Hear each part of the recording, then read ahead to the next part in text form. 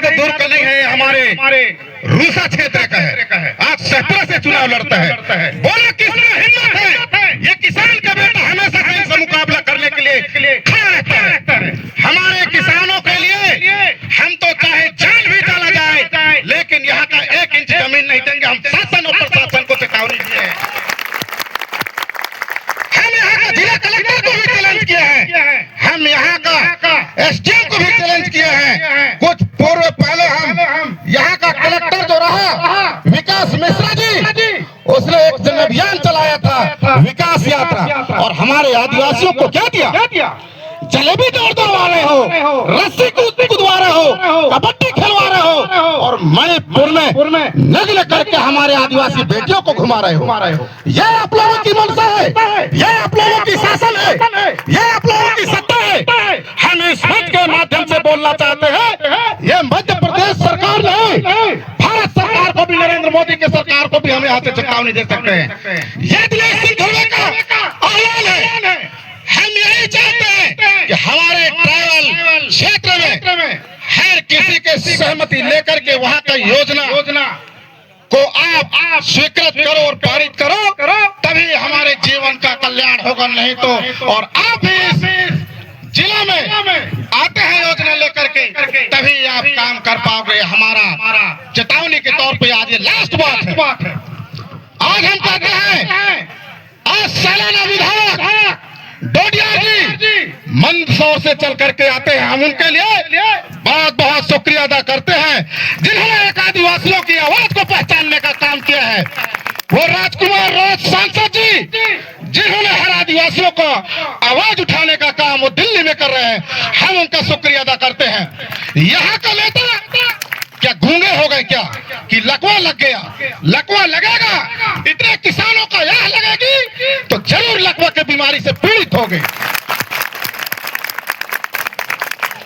हम माननीय आपको ध्यान आकर्षित करना चाहते हैं कि हमारे ग्राम में एक मध्यम सिंचाई परियोजना स्वीकृत है, जिसका नाम डिंडोरी मध्यम सिंचाई परियोजना, जो सिवनी नदी में बनने वाला है। जो हमारे डिप्टी डायरेक्टर साहब यहाँ इस मंच पे मौजूद है और हमारे मेजर जी भी मौजूद हैं। हमारे एरिया से भी काफी किसान बंधु आए हैं, और एक शमनापुर में खरमेर नदी का, वहां का भी आप ऐड कर लीजिएगा इसमें।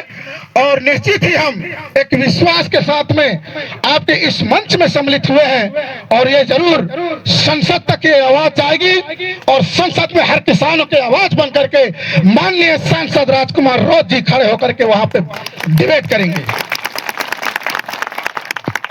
हम ज्यादा और कुछ नहीं बोलेंगे। आदरणीय उइके जी,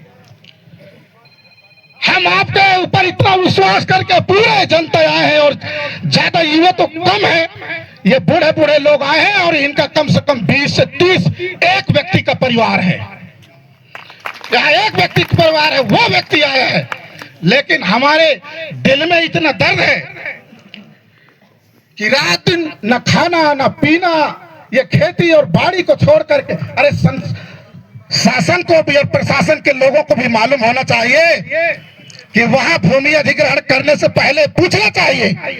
आज अगर तुम भूमि अधिग्रहण कर लियो डिंडोरी मध्यम सिंचाई परियोजना का, उसके बाद सरकार उसी में उल्टा तालाब, खेत तालाब, बांध निर्माण, छोटे छोटे और राहत काल, ये सब योजना दे रहे हो, और हमारा तो जल संसाधन हो गया, जमीन तो कहां से योजना पाओगे?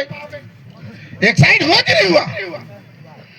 तो मैं सभी किसानों से यही बोलना चाहता हूं कि बांध बनने में आप समर्थन हो कि नहीं बनने में समर्थन हो? जोर से बोलो। बांध बनने में समर्थन हो कि नहीं बनने में? नहीं बनना चाहिए ना। हमारे आदरणीय प्रीतम सिंह उइके जी को एक बार बोलो कि बांध नहीं बनना चाहिए। इस बात को संसद तक पहुंचाने का जिम्मेदारी हमारे प्रीतम सिंह उइके जी का है। बस मैं इतना कहना चाहूंगा। बहुत बहुत धन्यवाद। जय जोहार, जय आदिवासी।